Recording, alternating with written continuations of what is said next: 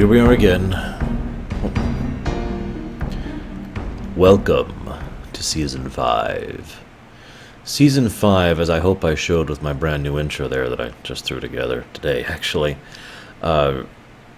is going to be a bit of an odd season. At this point in time, Brannon Braga, I keep saying his name wrong. Brannon Braga has officially started exerting some degree of control over the show, and it's going to show in many ways, no pun intended, because the man likes to take risks, or try to, anyways. I'll be talking about some of the risks he took successfully, and some of the ones where Rick Berman came along and smacked him across the knees as he was trying to do it, as we go throughout Season 5. And there's a few of those as we go throughout this season. But one of the biggest things he and Joe Menosky both wanted to do is start Season 5 in a new direction. They wanted to really establish something different, hence this episode.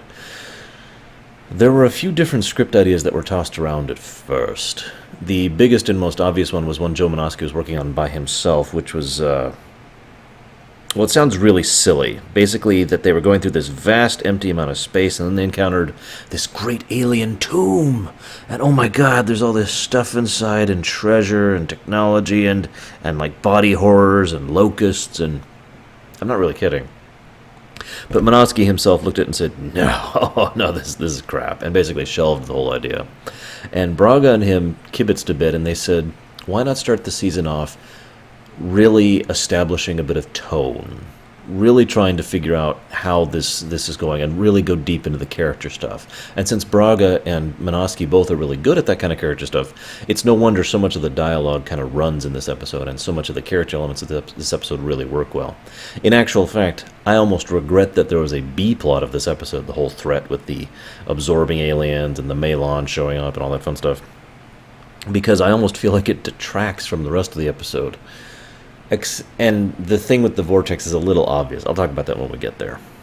But one of the biggest reasons they wanted to do this void thing was they wanted to really smack Janeway across the face.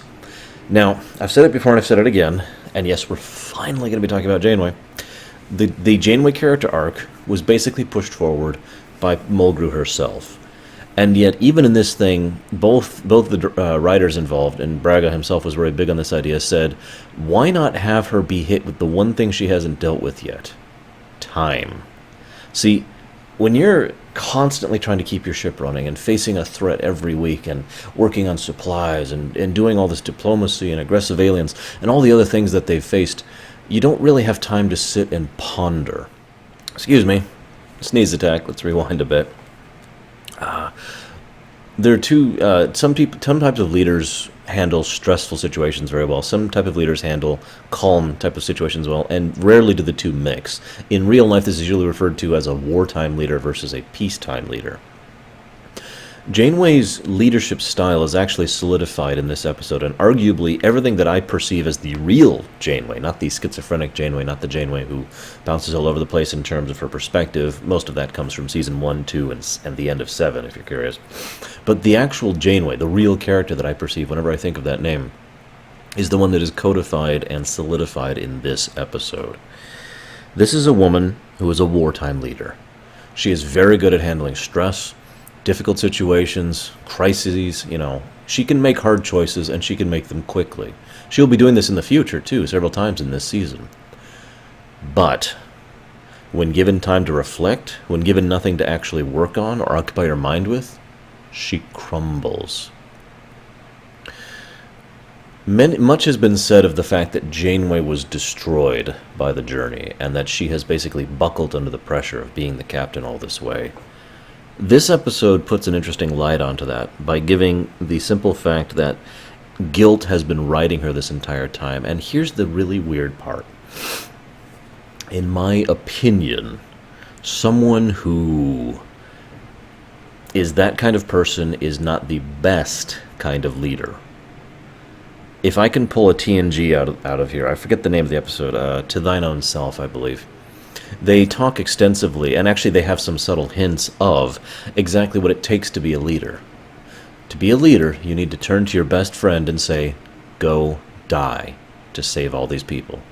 And you need to be able to make that choice, and you need to be able to live with it. Janeway has shown that she can make that choice. She has not shown that she can live with it. And that's the catch right there. The guilt has been riding her this whole time. She has been basically crushed under it, and she has been so desperate to prove herself, to do right by the crew, and it explains so many of her decisions she's made, questionable decisions she's made in the series up to this point. And it all culminates here. Janeway, alone, brooding, because, and this is the best part, the reason she isolates herself, it's not self-pity, not really. It's not, woe is me. It is the belief that she is not the captain the crew deserves. And so she puts Chakotay in charge, trusts, it's worth noting, Chakotay to be in charge, really puts the faith of, I mean, she obviously cares about this crew and this ship, right? She hands that all over to Chakotay. Now that may or may not sound like a big deal to you, but to me that sounds like a huge deal. And it shows how much her relationship, if you could call it that, with Chakotay has been and is at this point in time. She trusted him to be the captain that she felt she was not capable of being. It's worth noting that some fans find this to be schizophrenic, that they feel that this is completely out of character for Janeway.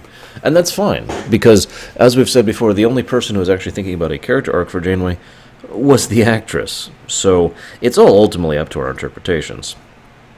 But as I've also said before, Janeway herself, Mulgrew herself did also feel this was the path that her character arc had been taking. Most especially personified in this one. The way she portrays it is perfect. And you could tell she'd been building it up in her head, over the past season or two, or even 3 maybe, who knows. But the Chakotay as captain thing is also an interesting thing, because Chakotay does actually take command, in every way basically in this episode, and does a damned good job of it. He even does that when Janeway herself removes herself from isolation. She comes out in the crisis because, she's a wartime leader, right? She knows how to deal with this.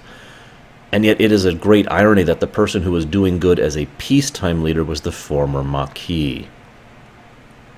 But I mentioned this because this also shines an interesting light on Chakotay, and the Chakotay I wish we'd seen more of. The leader, the commander, the William Riker, basically, if I could just be blunt. Because, like Riker, Chakotay shows himself several times throughout the series to be a good wartime and peacetime leader, and that's a rare trait. And this is probably the first real time we get to see his peacetime leadership skills in action. And he's a damn good job, all things considered. Keeps on top of things, maintains a schedule, even though there's no real point in it because people work better when they have a schedule. He makes a point of going ahead and being the go-between and taking the responsibility on himself. He does a lot of things that are good leadership decisions in the calm.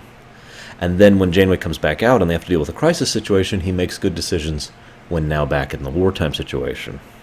And of course he's been doing that this whole time. Every time he's allowed to actually act, of course. But the whole point here is that some people, and this has really gone to the core characterization here, some people, when they go under incredible hardships, emerge stronger for it. That which does not kill me does not make me stronger. I make me stronger by refusing to let it kill me. And that's how some people are. Other people, they are crushed by the circumstances. They are lesser for what they went through. There's no shame in that. Not really. It's just very human. And I've always felt that Janeway is in the latter category. I also don't think she's the only captain of Star Trek to be in that category, because that happens to Archer too. In the good chunk of Enterprise, in Season 3 and Season 4, we see what happens to Archer when he has to face these kinds of circumstances. And he buckles. He makes bad decisions. He tries to do things himself, even though it's irresponsible. He is not a leader in the same exact manner overall that Janeway does here. We actually see in Enterprise as well another example of someone who actually rises to the occasion rather than falls to it. I'm speaking of Tucker specifically, who ironically actually does a really good job during that arc and actually becomes a character. But I don't want to talk too much about Enterprise here. Ironically, I feel like I don't really have anything else to actually add to the Janeway thing. If anybody has any questions or comments or feels like I forgot something, feel free to share it. But now, I want to give amazing props to this episode. This is among my favorite episodes in Voyager. This is like somewhere jumbled in there in like the top 8 or so, or however many are out there at the top of the echelon. There are actually 2 such episodes that are in my top favorites in Season 5, so I'm pretty sure this is going to be a good season. It's just also going to be a weird season, because like I said, Rick Berman is really starting to focus his control over the show at about this point in time. You'll see what I mean later. He didn't really do that much of that here. But one of the things that is indicative of Braga's perspective is Captain Proton. Now, I know Captain Proton's somewhat divisive. Every Voyager, or Star Trek in general, convention I've gone to where Captain Proton has come up, usually the response is mixed. Some people really, really like it. I am one of those, by the way. I love Captain Proton. And some people really, really don't. And that's fine. There's nothing wrong with that. But the unique difference is there because what is the previous holographic recurring thing we had? That frickin' Victorian-era novel way back in, I want to say Season 2, that Janeway kept going to? What did they do with the Victorian novel? Nothing. It was there because Jerry Taylor wanted to, or I may be using the wrong name. I don't want to misquote the wrong name. So one of the people in charge wanted to do those kinds of stories, and so they just flung it on the holodeck and said, here it is. But at no point did they use that to explore Janeway as a character, or explore the setting of Star Trek, or to examine any themes that might have been related to the episodes. It was literally filler. Pure padding grind. Nothing else. Captain Proton, in the 3 or 4 episodes it appears in, always has something to do with what's going on and adds to the essence of what's going on, either in terms of character or setting or plot or themes or something, and has a whole episode devoted to it, which is actually not in my like top 8, but like in the category just below that, you know, the art category of Voyager episodes. It's up there because it's really enjoyable and very enthusiastic in its over-the-top appeal. There's a reason I put it in my intro crawl for Season 5, after all. But the reason it's really indicative of Braga's perspective is not just he wanted to do something with the holodeck, which he did, but that it was a risk. That really is Braga's perspective in a nutshell. He wanted to try things. I'm going to talk more about Braga a little bit later, I think. I already have picked out a specific episode that I think is a good one to really talk about the man. For now, I'm just going to leave you with the thoughts that I like the fact that he was at least trying, whereas most everyone else was not prior to this point in time, who was actually in charge of Star Trek. I actually weep because I wonder what Voyager would have been like without Rick Berman. Really, I do.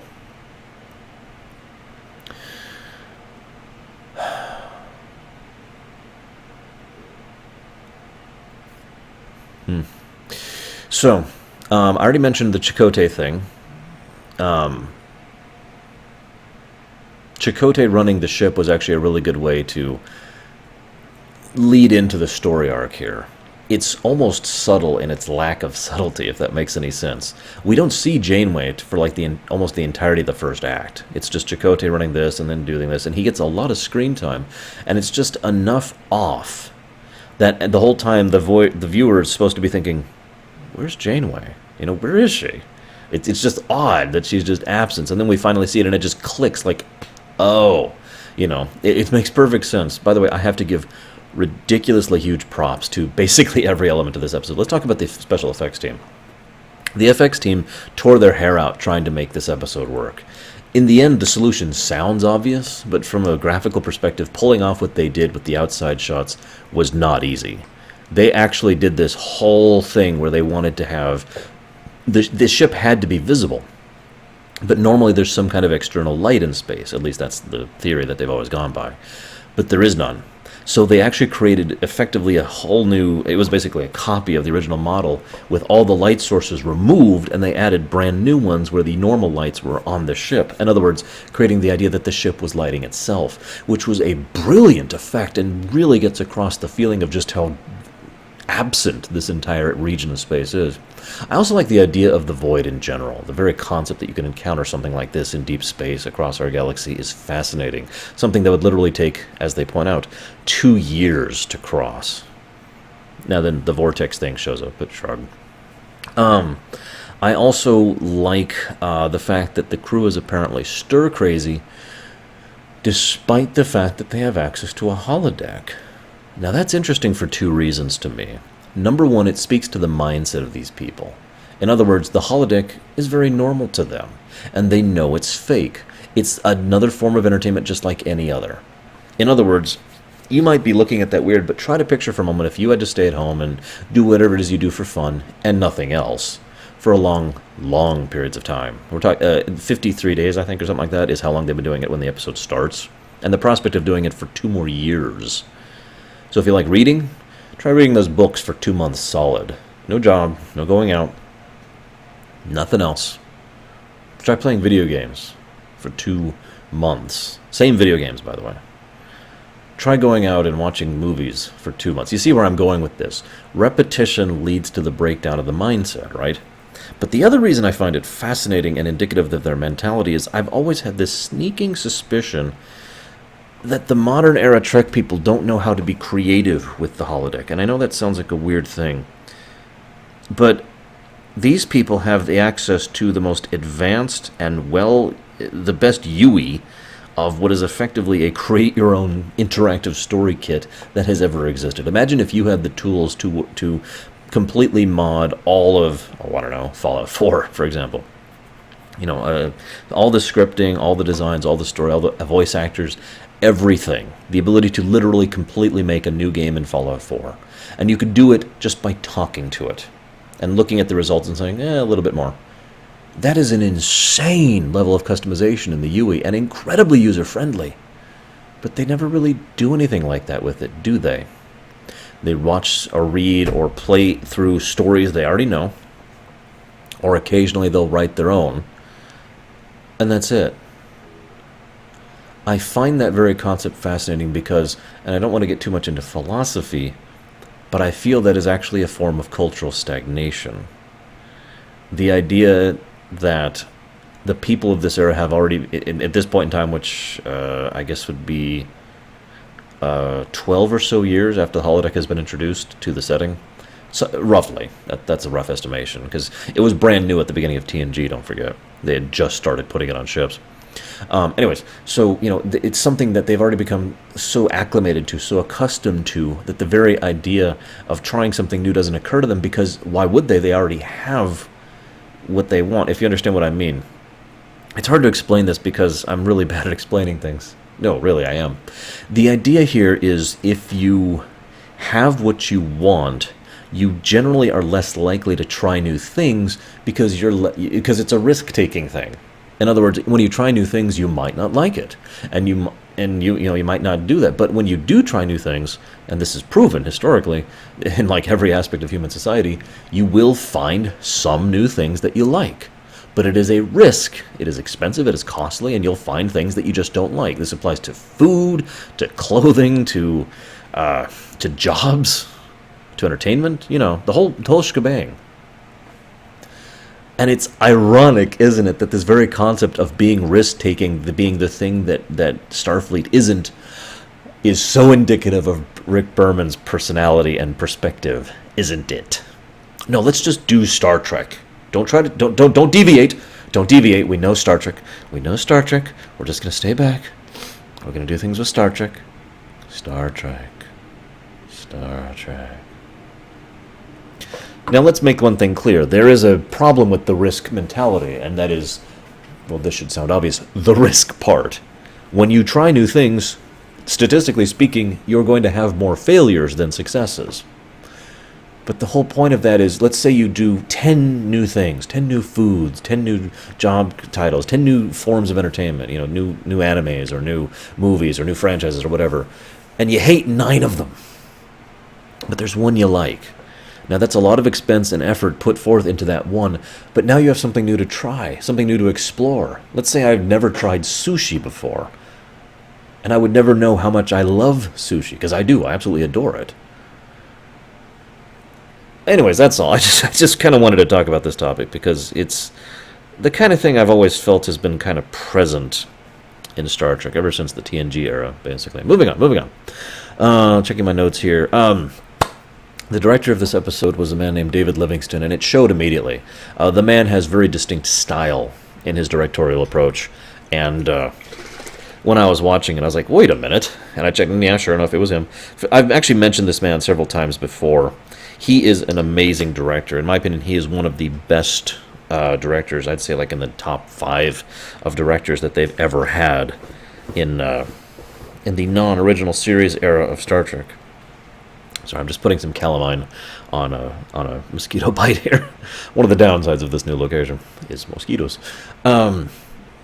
So he does an amazing job with it. Really pulls some energy and the right emotion and the right style of camera work. And he does some great stuff. There's one shot I love where they leave the meeting and you see Chakotay and the camera just sticks on him as he leaves one set, goes to the other, which by itself is harder to do than you'd think because usually the sets aren't actually physically connected in real life. So they had to connect them for that. He makes the shot. The camera stays with him, which again, harder to do than it sounds. And he sits on the bridge, and you just see all his frustration and all his anger and all his upset. And it really just highlights just how bad Chakotay is getting, with the void, The character stuff in this episode is just knocked out of the park. I'm not going to go down the list. I thought about it, but I mean, the Harry stuff, yes. The Tom stuff, yes. The B'Elanna stuff, yes. The Tuvok stuff, yes. The Seven stuff, yes. The Chakotay stuff, yes. The Doctor stuff, yes. The Neelix stuff, yes. Every aspect of it. This is basically an ensemble episode. No character really gets more screen time than any other. Even Janeway. Especially given how much she was absent from the initial. I guess you could argue Chakotay gets more screen time than anyone, but there is no main character, really, of this episode. And I think that's one of the selling points of why I love it so much. I've always loved ensemble casts in general. And this does a really good job of that. I also like the scene where Tom brings Seven onto the holodeck. You may wonder why I like that. It's indicative. Tom isn't an idiot. In fact, he's very smart. And that's Seven. She is incompatible with the holodeck. She is still barely getting used to the idea of entertainment. So the very concept of going on there and playing pretend is something that she is still effectively alien to her. And Tom knows that. But god damn it, I need to get on there and do something with the Seven, come with me. And it just speaks to the desperation of the man, especially Tom. Of all the members of the cast, Tom is probably the most action-oriented. I don't mean like action hero or whatever. I mean doing something. Tom is someone who likes to do. I mean, the worst thing you could do to this man like Tom Paris is put him in solitary for 30 days. I don't like that, by the way. But we'll get there when we get there. So yeah, I feel like it just really showed how desperate he was getting and how bad it was getting. That he's just, oh god, come on, let's go do something. And then the B plot hits. Now, credit where credit is due. The first aspect of the B plot was terrifying. Imagine you're on a spaceship for a moment. I know you've pictured it before. I have too. There's no shame in it. Imagine you're in space, and imagine all the power gets cut. I once had a discussion with a friend about the worst possible things that could happen on a spaceship in Star Trek, and there were three big ones we came up with. Number one is, sir, we're detecting the Borg. Number 2 is losing all power. And number 3, if you're curious, is losing the inertial dampeners. Long story on that one. But basically, let's just say that it would be hard to go any speeds at all. Or you basically have to maintain whatever speed you're at, or else you'd probably be paced. But yeah, so losing all power in a ship, that's terrifying. And they display it perfectly. They take their time. They show this thing. They've had this ensemble cast. They've been putting all these pieces and showing how all the characters are reacting to these doldrums. And then they show each one of them, one by one, watching as the power goes out around them. And then we see the outside of the ship blink out, and we just have a black screen. Which, by the way, is why we've got this today. Very chilling. Very appropriate. And the idea of them handling the crisis so well really struck me too. And I say that because usually this is Voyager. These guys don't know how to handle emergency situations. I make fun of them constantly for that. And yet in this case, not only are the main characters rushing around trying to get the emergency packs, they immediately know how to find the flashlights on the bridge despite total pitch blackness. They've already got them. They're already working with trying to get power regulated. They're doing all this stuff just bam, bam, bam. And in the background, you can hear the secondary characters who are talking about, okay, maybe we get the plasma manifolds connected to this, maybe we get this power center there. And Janeway comes out with the emergency power packs that they've been store plussing this whole time, which was good establishment. That was a good Chekhov's gun placed over there on the side. So we can get all this stuff. It's funny because they didn't even need it, but it showed competency. It added to the energy of the scene and really helped flesh out the characters' ability to deal with the situation, which is arguably the theme of this entire episode, how we deal with things. So many of the characters did not deal well with the absence. Neelix literally developed a phobia, which was giving him panic attacks and palpitations and the inability to frickin' breathe. Tom and B'Elanna both started arguing with each other because it was a way to express themselves. It was a way to vent. Speaking as someone who's been in several relations in my life, you would be surprised how often one argues when you don't actually have any interest in the argument yourself. You literally just want to... And you could see that as they're talking, because he's goading her and she's goading him, and they're just both goading into it, blah, blah, blah. So yeah, that's how they're dealing with it. Chakotay is dealing with this whole situation by basically getting more and more strict, trying to get more and more disciplined. Probably the one who handles it best overall. Tuvok tries to meditate, and even in his own subtle way, Tuvok shows that the absence is bothering him. He literally cannot clear his mind without the viewpoints of the stars, and so forth and so on. I'm not going to go down the whole list. But this is how they've all adapted to that. Then we see how they adapt to a crisis situation. The moment there's something to actually do, everyone is right on it. Go, go, go, fix, go, right, do this. Yep. Okay, aliens, shoot the aliens. Okay, do this. Even Tom, who is practically Mr. MacGyver of this show, finds a flashlight on the holodeck and gets it working. By the way, I've actually had some people call that a plot hole. And the way the holodeck works in this episode is probably inconsistent. But I don't think it is for two simple reasons. Reason number one, all of the items on the holodeck, I've always believed, are temporarily replicated. Only the distant stuff, the great scenes and the skylines and all that fun stuff, that's the light projection. But for the stuff you're actually interacting with, it's effectively a set, replicated temporarily while you're still there. So if the holodeck program was effectively frozen in mid-thing, all that matter would still be there. Hence why the flashlight, which has batteries in it, which does work, actually works, even though the power has been drained. Make sense? Because it was an actually replicated item. That also explains how the little ray gun actually worked, too. One thing that I don't like, though, there's a little line that throws that theory out the window, and that line is computer disables safety protocols. The power's out. How's the computer going to do that? How's it going to respond to her? I mean, have you ever had your computer go off? Have your computer go off sometime. Just have the power off, and then start typing on your keyboard and see what happens sometimes. I feel like that scene would have worked much better if she just shot him.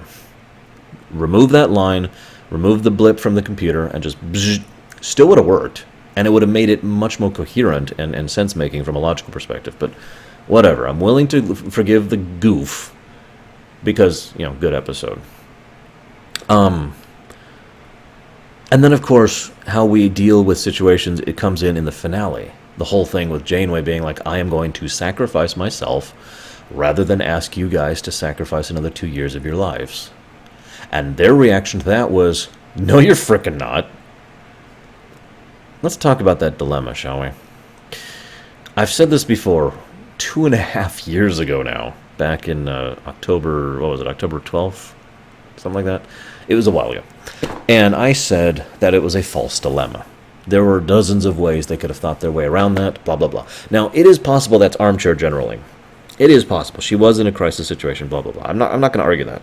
What I am going to say is that in this situation, you can't really armchair general this one because they actually had the time to actually think about the circumstance and situation. The irony is they came up with the exact plan that was most commonly stated to be the plan for how to get around Caretaker and still get home. In other words, a timed detonation. Because that's exactly what they do. Now, there's some other niggles in that, but that is how they accomplish their goal. They have a few, time-delayed torpedoes which will go off after they're already gone, or through, blah, blah, blah. It worked. Made sense. So I don't really mind this solution so much as I did back in Caretaker, because it showed they were actually thinking about it in this one. So props to the writers on that.